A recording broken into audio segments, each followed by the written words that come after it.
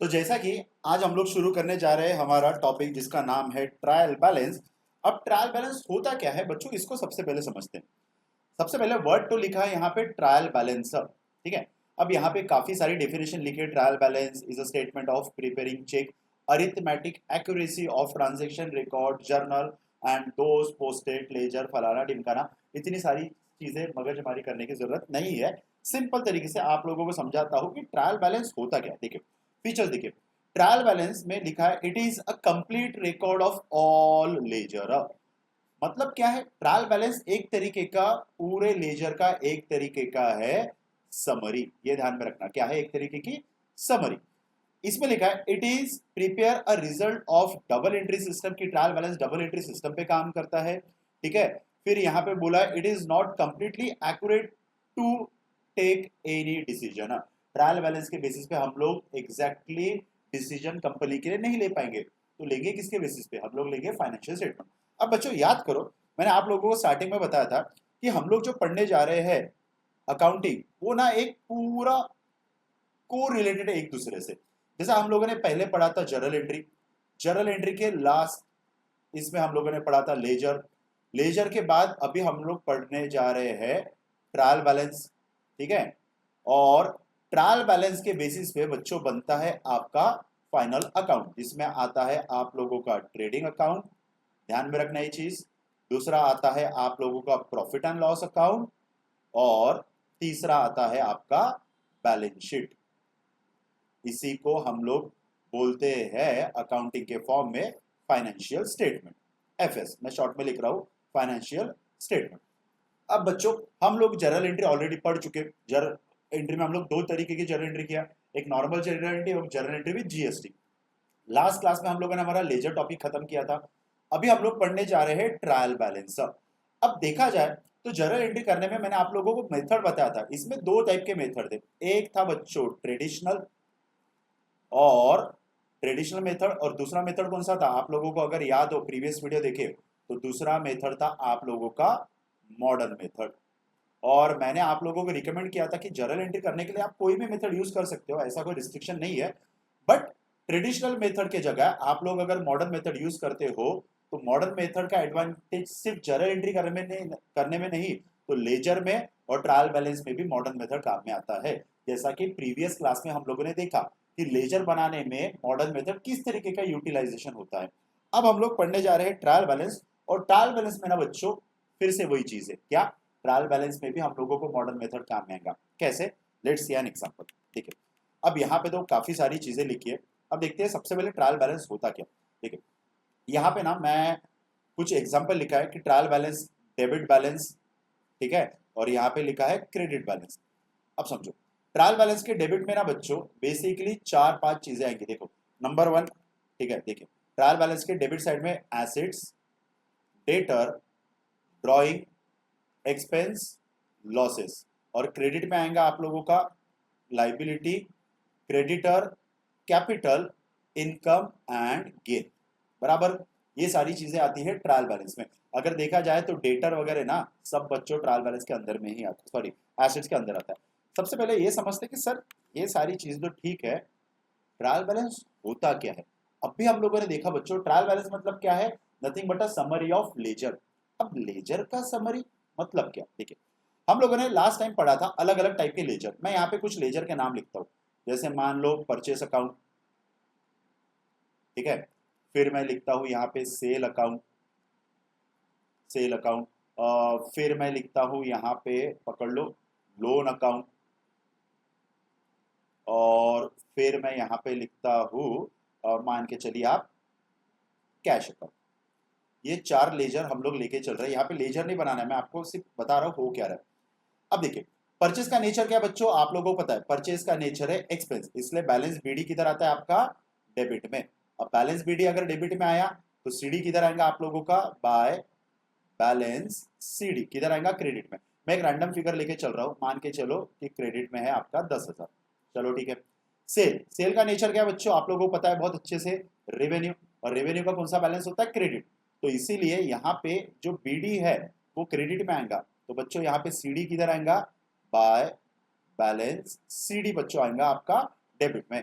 तो चलो लेके चलते हैं ये 5000। ठीक है। Next loan.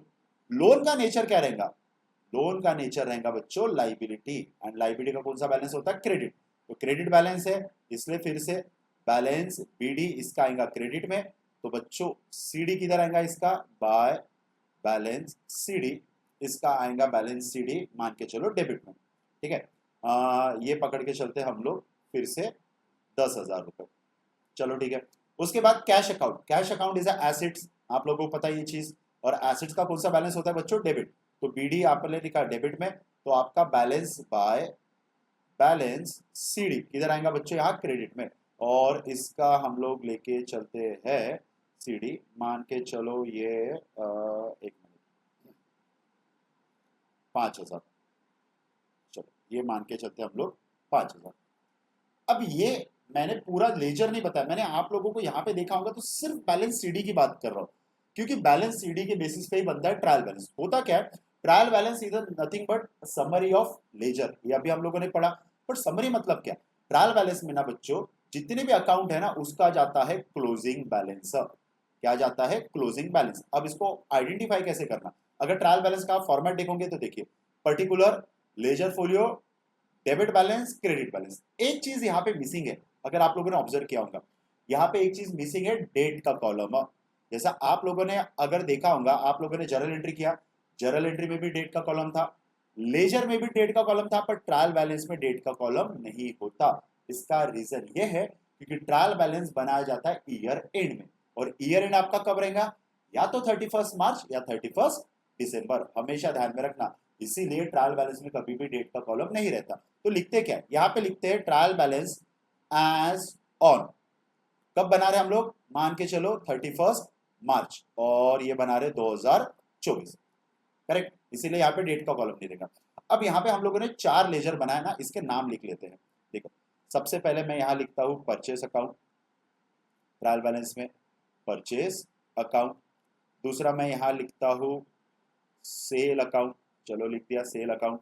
तीसरा मैंने यहाँ पे लिख दिया बच्चों लोन अकाउंट, और फोर्थ यहाँ पे लिख दिया मैंने बच्चों यहाँ पे कैश अकाउंट। चलो 4 चीजें मैंने लिख दिया। अब करना क्या है? ट्रायल बैलेंस करने का एक आसान तरीका बताता। डेबिट में ना बच्चों गिन के 3 चीजें आएंगी जो हम लोगों ने मॉडर्न मेथड में पढ़ा था, एसिड्स, एक्सपेंस और लॉस। वैसे ही क्रेडिट में 3 चीजें आएंगी, कैपिटल, लाइबिलिटी और रेवेन्यू। ये ध्यान में रखना। हम लोगों ने लेजर में भी पढ़ा है, assets, expenses, losses always have debit balance, और capital, liability, revenue always have credit balance. तो बच्चों ध्यान में रखना, डेबिट में क्या आएगा? सिंपल तरीके से ध्यान में रखना, अगर कोई भी अकाउंट जिसका नेचर एसेट्स, एक्सपेंस या लॉसेस है तो वो आएगा ट्रायल बैलेंस के डेबिट साइड में। अगर किसी अकाउंट का नेचर कैपिटल, लाइबिलिटी या रेवेन्यू है तो वो कहाँ आएगा? ट्रायल बैलेंस के क्रेडिट साइड में। देखिए, जैसा यहाँ पे हम लोगों को पता है परचेस का नेचर क्या है? एक्सपेंस, तो एक्सपेंस कहाँ आएगा? डेबिट में। तो मैं यहाँ लिख रहा हूँ डेबिट में 10,000। चलो ये लिख दिया। सेल का नेचर क्या है? रेवेन्यू। रेवेन्यू कौन सा बैलेंस? Credit balance. तो मैं यहाँ इसका सीडी जो है ये लिख रहा हूँ क्रेडिट में। नेक्स्ट, लोन अकाउंट का कौन सा बैलेंस है? फिर से क्रेडिट बैलेंस, तो इसको मैं लिखूंगा यहाँ 10,000 क्रेडिट में। और कैश का नेचर क्या है? एसिड्स, और इसीलिए ये 5,000 मैं लिखूंगा यहाँ डेबिट में। और इसी के हिसाब से अगर आप टोटल करोगे तो डेबिट साइड का आपका टोटल आया 15,000, और वही क्रेडिट साइड का भी आपका टोटल आया 15,000, और ये आपका ट्रायल बैलेंस हो गया टैली। तो ट्रायल बैलेंस अगर टैली हुआ तो 90% चांस है कि आपने सही तरीके से पोस्टिंग किया है। उम्मीद करता हूं कि आप लोगों को ट्रायल बैलेंस का बेसिक समझ में आऊंगा, बट जब तक हम लोग क्वेश्चन नहीं करेंगे तब तक तो समझ में नहीं आएंगी चीजें। तो चलिए हम लोग क्वेश्चन से शुरू करते हैं। आप इसका स्क्रीनशॉट लेके रख सकते हो या इसको नोट डाउन करके भी रख सकते हो। चलिए अब हम लोग आते हैं क्वेश्चन पे। ओके, ये देखिए, ये ट्रायल बैलेंस का फॉर्मेट है। यहाँ पे ये क्वेश्चन दिया है, उसका सॉल्यूशन दिया, ट्रायल बैलेंस, ये देखिए। चलो अब आगे बढ़ते हैं, हम लोग आते हैं क्वेश्चन पे। क्वेश्चन नंबर 1, क्या करना है? कुछ नहीं करना है, जो मैंने चीज बताया वही। डेबिट में 3 चीजें और क्रेडिट में 3 चीजें। डेबिट में कौन सी 3 चीजें? अब भी हम लोगों ने देखा, एसेट्स, एक्सपेंस या लॉस। क्रेडिट में कौन सी 3 चीजें बच्चों? कैपिटल, लाइबिलिटी या फिर रेवेन्यू। बट इसके लिए ना आप लोगों को सबसे पहले नेचर समझ में आना जरूरी है कि कौन से अकाउंट का क्या नेचर है। एसेट्स किसको बोलेंगे, एक्सपेंस किसको बोलेंगे, लाइबिलिटी किसको बोलेंगे, कैपिटल किसको बोलेंगे, रेवेन्यू किसको बोलेंगे। और इसके लिए हम लोगों का फुल फ्लेज नेचर के ऊपर का वीडियो ऑलरेडी अपलोड है। आप क्लास 11th के इस प्लेलिस्ट में जाके चेक कर सकते हो ये सारी चीजें। चलो, क्योंकि जब तक आपको नेचर नहीं आएगा तब तक ये सारी चीजें नहीं समझेगी। तो सबसे पहले ना करना क्या है, ट्रायल बैलेंस बनाना एकदम आसान। सबसे पहले इसके लिखते हैं नेचर। कैपिटल का नेचर क्या है बच्चों, कैपिटल। कैश का नेचर एसिड्स। परचेस का नेचर एक्सपेंस। सेल का नेचर रेवेन्यू। ड्राइंग का नेचर एसिड्स, ठीक है, ड्राइंग का नेचर रहेगा एसिड्स।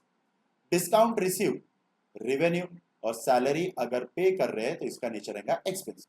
ये मैंने नेचर बायफरगेट कर लिया। अब इसको लिखते हैं यहाँ पे। सबसे पहले मैं लिखता हूँ यहाँ पे कैपिटल अकाउंट। चलो फटाक से कैपिटल अकाउंट लिख लिया मैंने। नेक्स्ट मैं लिखता हूँ यहाँ पे cash account. Next purchase account, purchase account. Next sales account, sales account. उसके बाद ड्राइंग अकाउंट,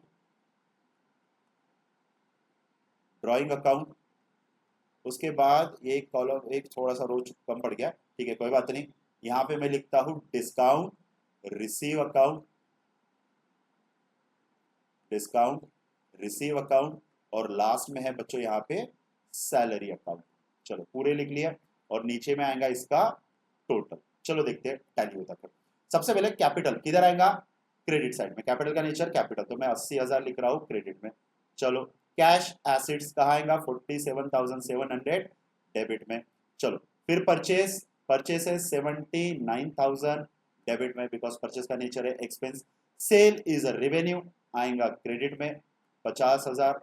उसके बाद ड्राइंग एसिड्स 1500। उसके बाद डिस्काउंट रिसीव, रिसीव है तो रेवेन्यू, अलाउ है तो एक्सपेंस। और सैलरी, सैलरी है आपका 2000। चलो इसको टोटलिंग करते हैं। सबसे पहले क्रेडिट का टोटल करते हैं 80,000, 50,000, 200। क्रेडिट का टोटल आया बच्चों आप लोगों का 1,30,200। क्या ये सेम टोटल डेबिट में आता है क्या, चलो देखते हैं। 47,700 प्लस 79,000 प्लस 1500 और प्लस 2000। आंसर आ गया आपका 1,30,200। चलिए उम्मीद करता हूं कि क्वेश्चन नंबर 1 आपको अच्छे से समझ में आया होगा, बराबर। अब है क्वेश्चन नंबर 2। क्वेश्चन नंबर 2 ना बच्चों मैं यहाँ पे आप लोगों को फिलहाल दे रहा हूँ होमवर्क के लिए, ठीक है। ये क्वेश्चन आप ट्राई करो। नेक्स्ट वीडियो में question number 2, question number 3 and question number 5 ये सारी चीजें मैं डिस्कस करूंगा। तो मेरा रिक्वेस्ट आप लोगों से यही है कि क्वेश्चन नंबर 2 आप सॉल्व कीजिए और नेक्स्ट वीडियो में देखिए इसका आंसर। तो बच्चों आज के लिए इतना ही।